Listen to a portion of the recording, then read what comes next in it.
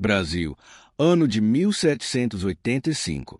Em pleno coração do recôncavo baiano, nas terras férteis de engenhos de açúcar, erguiam-se as senzalas, construções frias, de pedra e pau, onde homens e mulheres africanos, arrancados de suas terras, eram mantidos como escravos. Ali, o som das correntes e dos gemidos se misturava às preces murmuradas na escuridão. Naquele tempo, a fé era a única chama de esperança que muitos carregavam. À noite, depois do trabalho exaustivo nos canaviais, alguns escravizados se reuniam em segredo diante de uma pequena imagem de Nossa Senhora, escondida em um canto de barro. Entre lágrimas e cânticos, pediam à Mãe de Deus força para suportar a dor, consolo para suas feridas e, sobretudo, liberdade para suas almas. Mas nem todos respeitavam essa fé. O senhor daquelas terras, um homem orgulhoso e implacável, dono de centenas de vidas, olhava com desprezo para as orações. Ele se considerava senhor absoluto, incapaz de admitir que seus cativos buscassem consolo em algo que ele não podia controlar.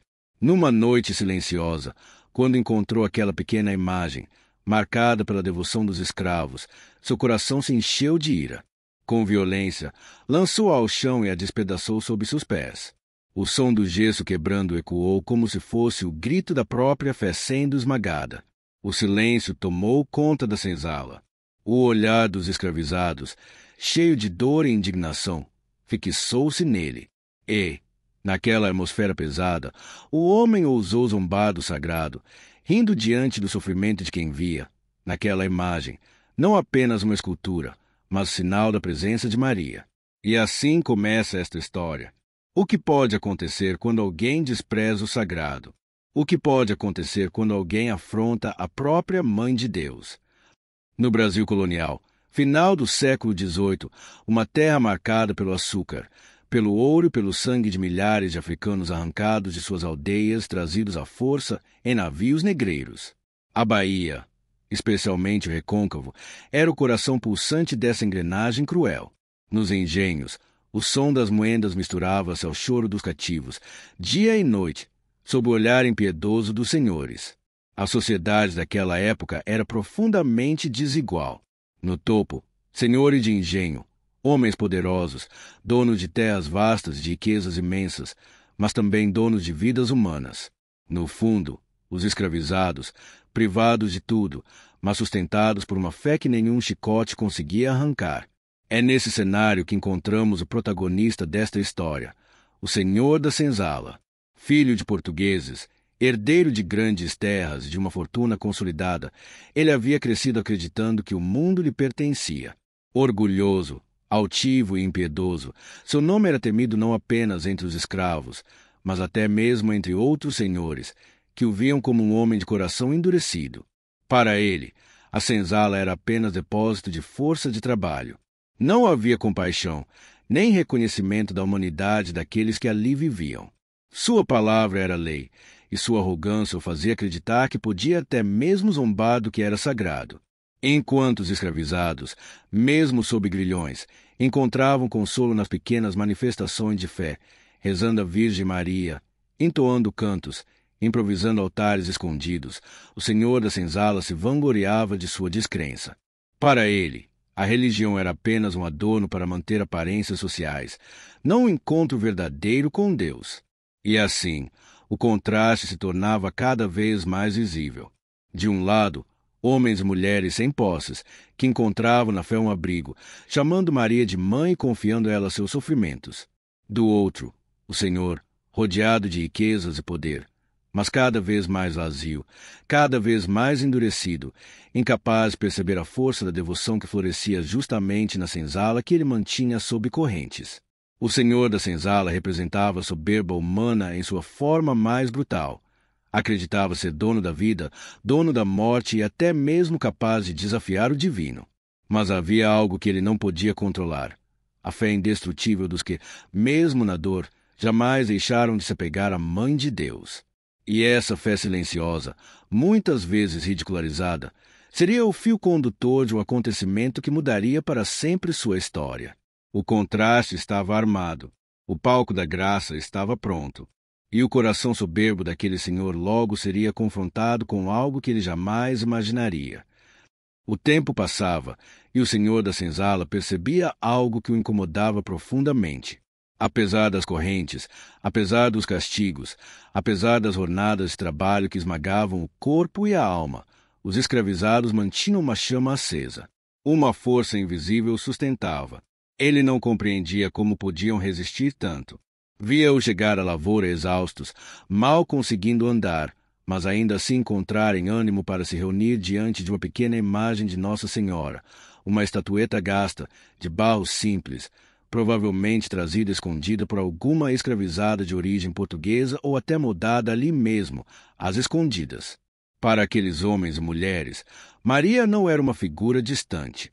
Era mãe, era consolo, era presença viva na senzala. Diante dela, choravam, pediam proteção para seus filhos, pediam alívio para a dor das chibatadas. Muitos diziam que sentiam a paz de sua mão invisível sobre eles, mesmo nas piores noites de sofrimento. Essa fé incomodava o senhor da senzala. Quanto mais os via se apegar à Virgem, mais irritado ficava. Para ele, aquilo era sinal de fraqueza, de tolice. Não suportava a ideia de que aqueles a quem ele chamava de posses encontrassem força em algo que ele não podia controlar. Era como se aquela pequena imagem desafiava sua autoridade. Numa noite abafada de verão, após voltar embriagado de uma festa no casarão, ele ouviu cânticos vindo da senzala. Uma melodia simples, mas carregada de devoção. Os escravizados estavam ajoelhados diante da imagem de Nossa Senhora, iluminada apenas pela chama fraca de uma lamparina. As vozes, unidas em oração, ecoavam como resistência silenciosa contra todo o peso da escravidão. Aquilo foi a gota d'água.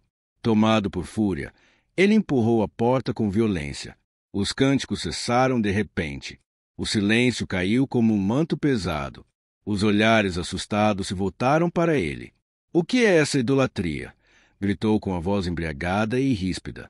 "Vocês pensam que essa boneca de barro vai salvá-los do meu chicote? Vocês acham que esta mulher pode livrá-los de mim?" Ele avançou, agarrou a pequena imagem com as mãos firmes. Diante de todos, ergueu-a como um troféu de desprezo. Os escravizados choravam em silêncio. Alguns suplicavam: "Não, senhor, não faça isso." Mas o coração do homem estava endurecido. Com um gesto brusco, lançou a imagem ao chão. O som seco do barro se despedaçando ecoou na senzala como um trovão. Não satisfeito, ele ainda esmagou os fragmentos sob seus pés, rindo de forma cruel. "Vejam só", disse, com sarcasmo. "Aqui está a sua santa. Nem de barro resiste, quanto mais da minha força. Esta é a prova de que não há poder algum nela." O silêncio foi total. Apenas soluços e lágrimas corriam pelo rosto dos escravizados. Para eles, não era apenas uma estátua quebrada. Era como se tivessem arrancado o coração da senzala, como se tivessem ferido a própria mãe que os acolhia em suas dores. Um velho escravizado, de joelhos, apenas murmurava: "Nossa Senhora, não nos abandone. Mesmo que o Senhor não acredite, nós sabemos que a Senhora é nossa mãe." E ali, naquela noite, a soberba do homem parecia triunfar. A imagem estava em pedaços, a fé parecia insultada, a devoção reduzida a cacos. Mas o que ele não sabia é que o gesto de desprezo que havia cometido diante da Mãe de Deus jamais ficaria sem resposta. O céu não se cala diante de quem zomba do sagrado. E a mesma mãe que parecia ter sido derrotada naquela senzala obscura, um dia se mostraria mais poderosa do que todo o orgulho humano.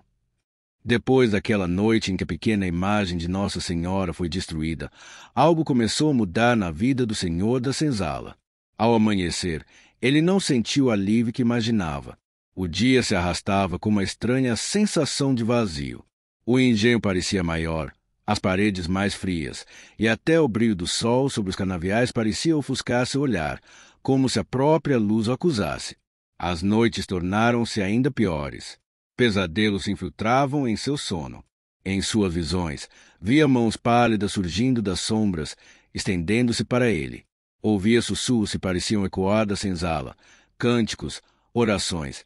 pedido de perdão, mesmo que ele não quisesse ouvir. Sonhos em que a pequena imagem, agora inteira, olhava com olhos de reprovação, despertando um medo que nenhuma bebida ou poder podia afastar. Os escravizados, por sua vez, não haviam se deixado abater.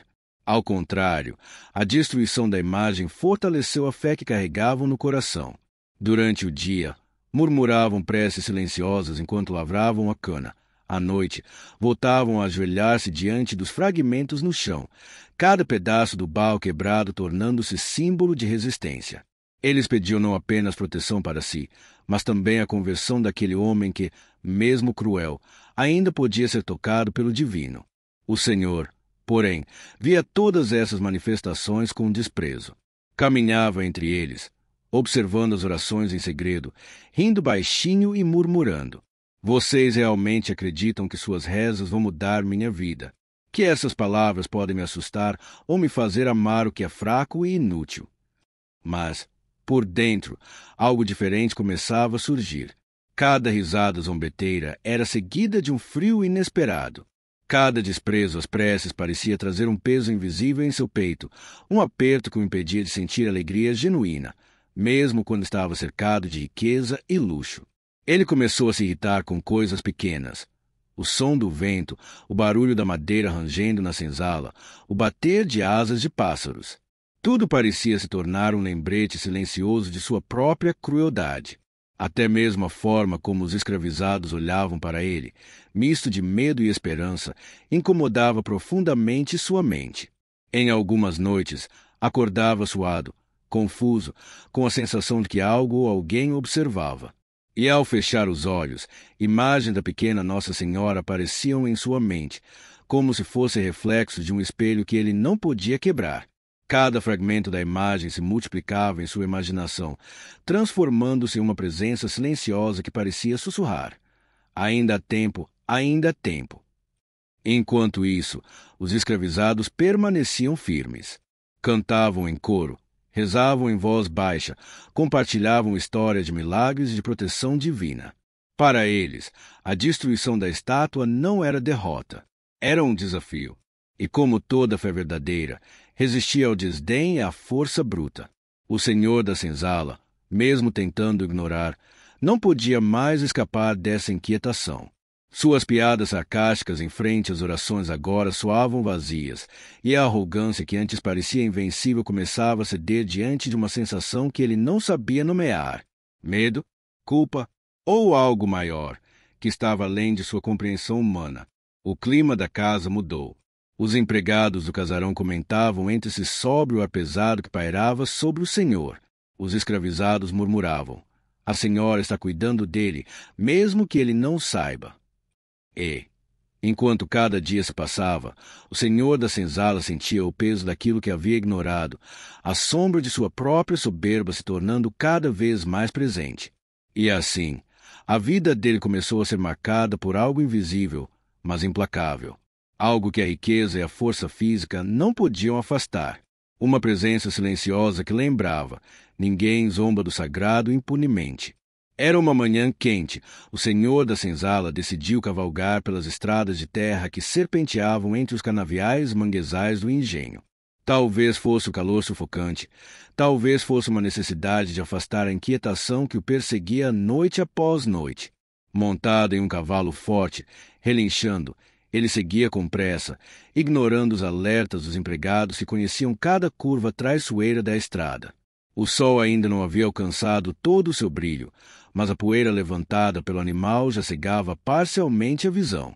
O coração dele batia acelerado, não apenas pela cavalgada, mas por um pressentimento que não conseguia entender. Havia algo no ar, uma tensão que parecia atravessar os campos e penetrar em sua própria pele.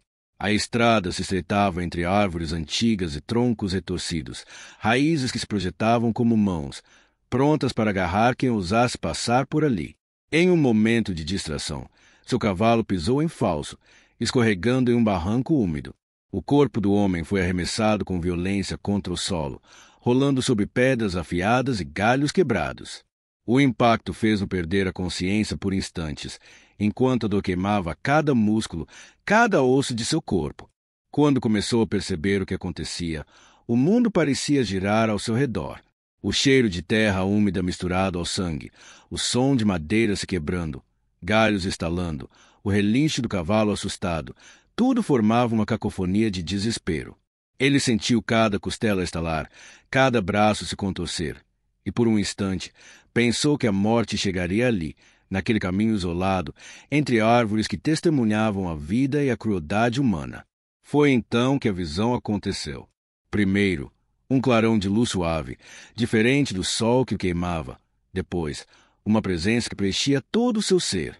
Ele não viu uma acusadora, não sentiu a ira ou a condenação. Viu Maria, a mãe que os escravizados chamavam em suas preces silenciosas, erguendo-se diante dele, serena e acolhedora. Seu semblante irradiava compaixão. Seus olhos transmitiam uma paz que nenhum castigo, nenhuma riqueza ou poder poderiam oferecer. Senhor, parecia sussurrar a voz dentro de sua mente. Não vim para condenar. Estou aqui para salvar. Ainda há tempo. O homem sentiu uma força invisível envolvendo seu corpo. Cada ferimento, cada dor aguda, parecia aliviada por uma presença que não podia ser explicada. Em sua confusão e medo, lágrimas escorreram de seus olhos, e pela primeira vez ele sentiu arrependimento. Não apenas por ter destruído a imagem, mas por cada ato de crueldade, por cada noite em que zombou da fé daqueles que sofriam sob seu domínio. O acidente, brutal como havia sido, transformou-se em um instante de revelação. Ele percebeu que toda a arrogância, toda a soberba, não passava de um véu diante do poder da fé verdadeira. E naquele instante, ele soube que não estava sozinho, que, apesar de ter desprezado o sagrado, a Mãe de Deus não o abandonava. Quando finalmente recuperou a consciência, deitado entre a lama e as folhas quebradas, cercado pelos sons da natureza que retomavam sua calmaria, sentiu algo profundo dentro de si, um misto de medo e gratidão, de dor e esperança. O acidente havia deixado marcas no corpo, mas também abriu fissuras no coração endurecido, fissuras por onde a luz da fé poderia entrar. E mesmo que ele ainda não pudesse compreender totalmente, algo havia mudado. A Virgem, aquela que ele antes desprezara, havia se mostrado não como acusadora, mas como mãe salvadora. E o homem, pela primeira vez, sentiu que podia ser alcançado por algo maior do que ele mesmo. Quando o senhor da senzala caiu entre a lama e os galhos quebrados, sozinho, o destino parecia selado. Cada instante que passava aumentava a sensação de abandono, e o frio da manhã penetrava seus ossos feridos. Mas, mesmo em meio à dor e ao medo, os escravizados do engenho, que ele tanto maltratara, não hesitaram. Guiados por uma fé simples e profunda, correram em direção à estrada, murmurando preces baixas, enquanto olhavam para os pedaços quebrados da pequena imagem de Nossa Senhora que haviam tentado proteger. Para eles, aquela fé não era apenas ritual, era escudo e abrigo, proteção que podia alcançar até mesmo aqueles que pareciam insensíveis ou cruelmente distantes do divino. Com esforço e delicadeza, ergueram o corpo do Senhor, consciente, mas atordoado pela dor.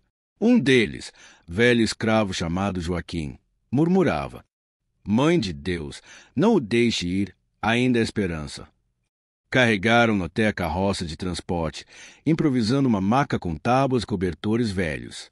Cada gesto era feito com cuidado, mesmo que ele tivesse sido causador de tanta dor e sofrimento em suas vidas.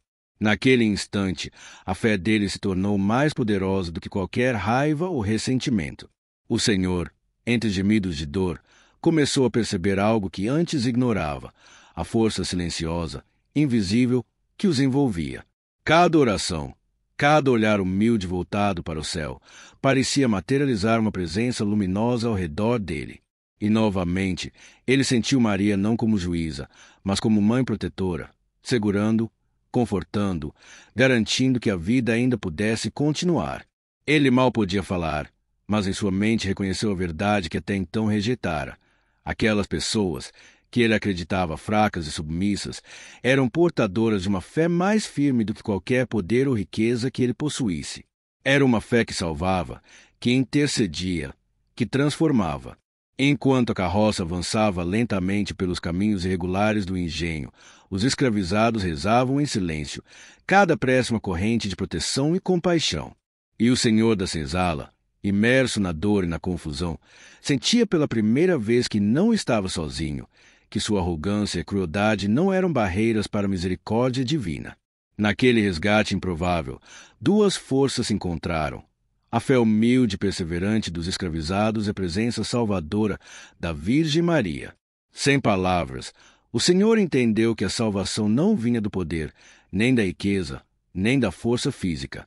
Ela vinha da intercessão, da humildade, do amor que ele havia ignorado por toda a vida. E assim, entre gemidos, preces e a luz suave que parecia envolver a estrada, ele começou a experimentar o que até então era impossível: o início de uma redenção. A Mãe de Deus havia se mostrado, mais uma vez, não como acusadora, mas como salvadora. E ele, finalmente, podia sentir a profundidade da fé que antes desprezara. Após o acidente e o resgate milagroso, o senhor da senzala retornou ao engenho, mas nada era como antes. Cada passo que dava entre os canaviais parecia mais pesado, não por culpa da dor física, mas pelo peso da consciência.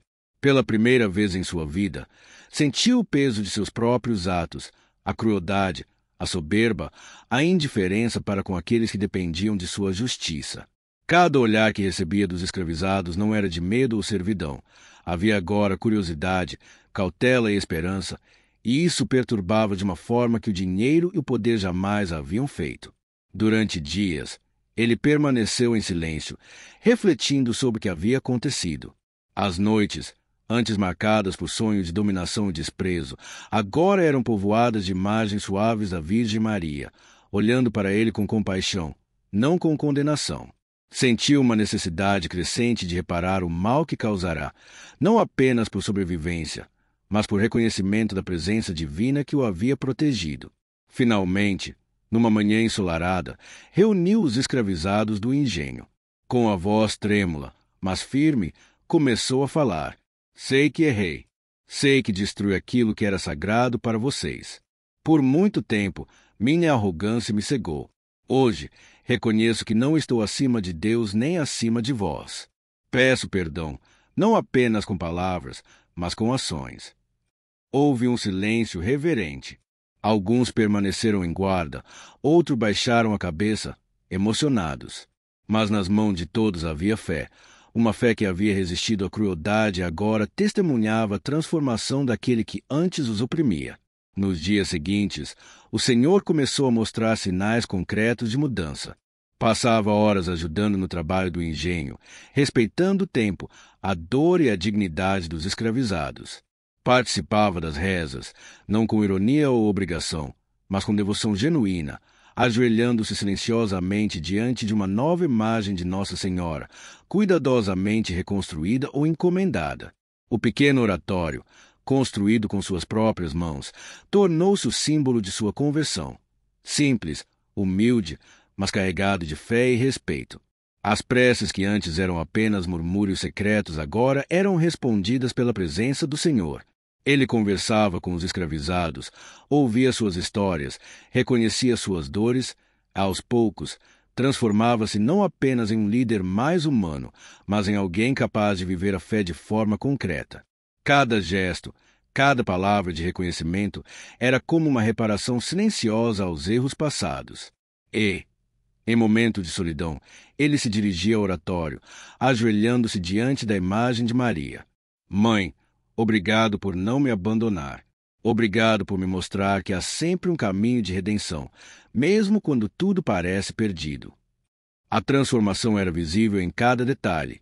O olhar mais suave, o respeito nas palavras, a paciência diante das adversidades. Ele havia compreendido que poder e riqueza não definem a grandeza de um homem. O que realmente importa é a capacidade de amar, de reconhecer a presença divina e de respeitar aqueles que Deus colocou em seu caminho. O Senhor, que antes quebrara a imagem de desprezo, agora mantinha no centro do engenho, símbolo de proteção, compaixão e fé. Ele aprenderá, da maneira mais dura e dolorosa, que a misericórdia da Virgem Maria não podia ser medida por medo ou força, mas pela humildade, arrependimento e devoção sincera. E assim, entre o som das rezas, o murmúrio dos ventos e o canto suave de esperança que se espalhava pelo engenho, o senhor da senzala começou a viver uma nova vida, uma vida marcada pela fé, pelo respeito aos outros e pelo reconhecimento de que a verdadeira força não está no poder que se exerce, mas na graça que se recebe. Mesmo aqueles que, em sua arrogância ou ignorância, desprezam o sagrado, podem ser tocados por sua presença silenciosa e protetora. A Virgem não aparece apenas para recompensar os justos, mas para salvar, orientar e oferecer uma chance de redenção àqueles que erraram, àqueles que se perderam em seu orgulho ou em suas escolhas equivocadas.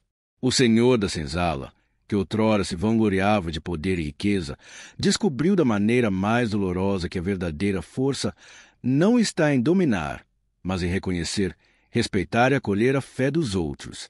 Ele aprendeu que a proteção materna de Maria não se impõe com força, mas se oferece com amor, paciência e compaixão. As preces simples dos escravizados, que pareciam pequenas e silenciosas diante de seu olhar arrogante, foram, na verdade, correntes invisíveis de proteção e graça. E foi justamente essa fé humilde que salvou sua vida e começou a transformar seu coração. Uma transformação lenta, mas profunda, que mostra que a misericórdia divina age mesmo quando não percebemos, mesmo quando o orgulho nos cega. Ao final, ao olhar para o oratório construído por suas próprias mãos, o Senhor da senzala compreende que a fé não se mede por riqueza ou posição, mas pela capacidade de ouvir, aprender e mudar. Ele reconhece que cada gesto de devoção, cada oração silenciosa, tem o poder de tocar o mundo, de salvar, de transformar. E nós, que assistimos a essa história, somos convidados a refletir. Quantas vezes julgamos que alguém está perdido, que um coração é impossível de mudar, que a misericórdia não alcança certos caminhos? Maria nos lembra, através desta narrativa, que a esperança nunca se esgota e que a fé simples, genuína e persistente pode alcançar até aqueles que parecem inalcançáveis. A última imagem permanece na tela. Nossa Senhora, serena, luminosa, olhando com ternura e proteção, enquanto uma oração suave preenche o ar. Um lembrete eterno de que, mesmo nos momentos mais sombrios, a luz do amor materno e da misericórdia divina está sempre presente, pronta para guiar, curar e salvar. Se essa história tocou seu coração e fez você refletir sobre fé, misericórdia e transformação, compartilhe este vídeo com quem precisa ouvir essa mensagem. Deixe nos comentários como a fé já transformou sua vida ou conte uma experiência de esperança que você vivenciou. E não se esqueça, siga nosso canal para acompanhar mais histórias inspiradoras que mostram que, mesmo nos momentos mais sombrios, a luz da misericórdia e do amor sempre encontra um caminho.